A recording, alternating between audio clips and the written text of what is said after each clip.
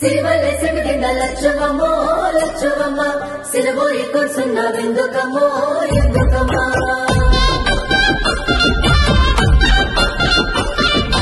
వచ్చింది వచ్చింది రైతు భరోసా వచ్చింది మన తెలంగాణ పల్లె సంబురాలతో మురిసింది వచ్చింది వచ్చింది రైతు భరోసా వచ్చింది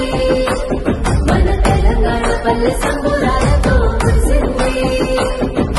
కష్టం విలువ తెలిసిన చేయి రైతు సాయమే పెంచింది మన రేవంతన్న మాట ఇచ్చిన రైతు రాజ్యమే తెచ్చింది వచ్చింది వచ్చింది రైతు భరోసా వచ్చింది మన తెలంగాణ పల్లె సంబురాలతో మురిసింది ఓ రైతన్నా ప్రజా ప్రభుత్వమే నీదన్నా ఓ రైతన్నా రైతుకు ధైర్యం ఇచ్చేనే రేవంతన్నా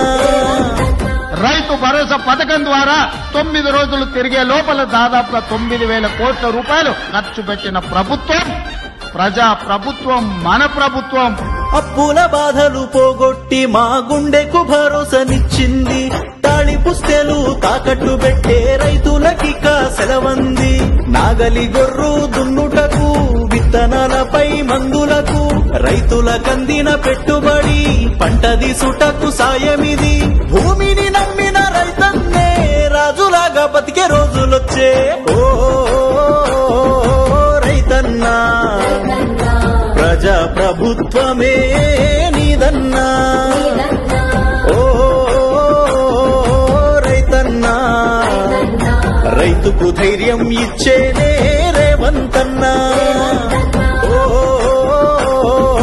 రైతన్నా ప్రజా ప్రభుత్వమే నీదన్నా ఓ రైతన్నా రైతుకు ధైర్యం ఇచ్చేనే